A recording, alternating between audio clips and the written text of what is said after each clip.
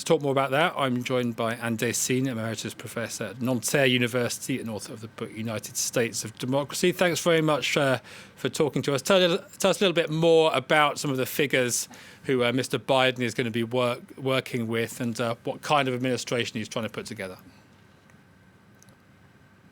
Well, there are three people that are missing in action.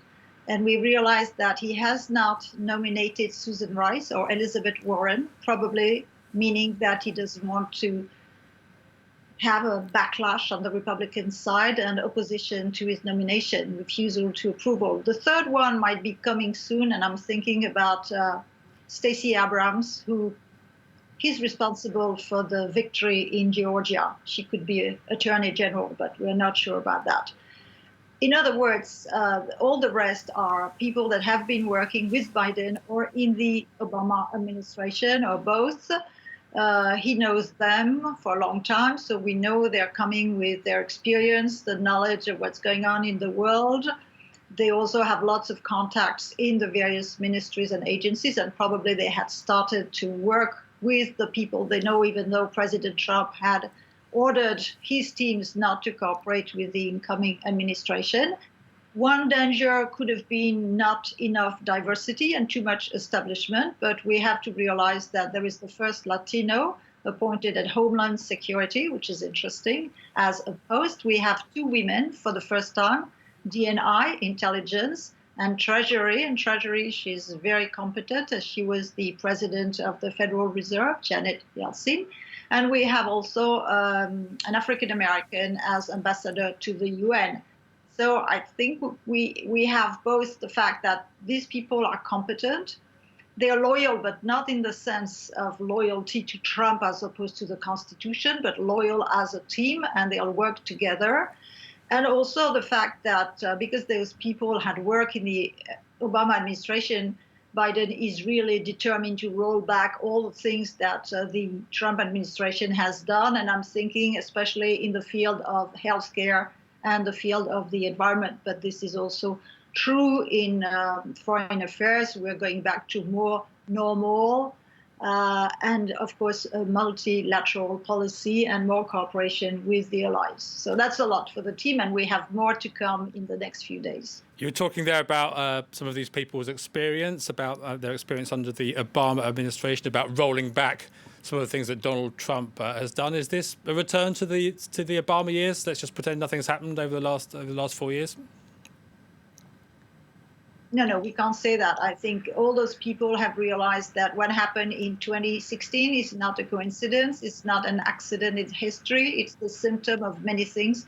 And they are taking those things into consideration. And also the fact that we are witnessing a wave of populism, not just in the US, but in Brazil, in Europe, and everywhere. So when, for instance, they go back to some of the trade policies, for instance, it's almost certain that they're going to take those new things into consideration. So we're not back to the Obama years, but we're back to them in some fields. For instance, the nominee for Homeland Security was involved in the DACA, the executive order to allow young people that arrived at a young age in America that have been studied, are working, to stay in the US and not risk being deported overnight.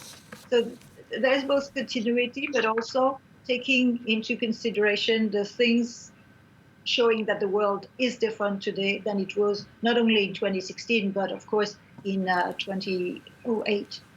Been looking at some of the reaction here in France, and John Kerry, of course, is back. He famously speaks very good French. Antony Blinken, he's now in. He speaks even better French. Yes. What does this mean in terms of that relationship, that transatlantic relationship? Yeah, Blinken speaks perfect French because he spent some of his youth in France. Of course, I mean, Europe is very happy, but there's been also an understanding and an awareness in Europe that it's never going to be back to before. And if we're talking about not only the EU, but NATO, we have to remember that it's not only Trump, but also President Obama that wanted the Europeans to be more involved and also to contribute more money, more funds to NATO. So I think in a way, the Europeans have realized that the world is different. And let's see how they react. But it's always good news, even if the Americans continue to want more money, more involvement of the Europeans. First of all, it's not a bad idea. And anyway, it's always better when it's asked politely.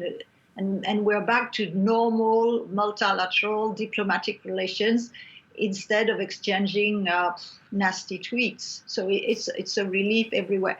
And the fact that Kerry is nominated and that he is going to sit with the national security means that the environment and fighting against climate change is elevated among the priorities, so that the climate is going to be part of any decision, any economic decision. And that's probably very good news for the left of the party and for those who have realized it's a real problem.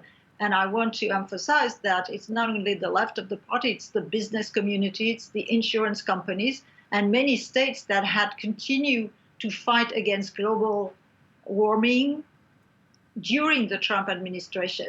So hopefully it's going to give momentum, give an impetus to this policy of fighting climate change.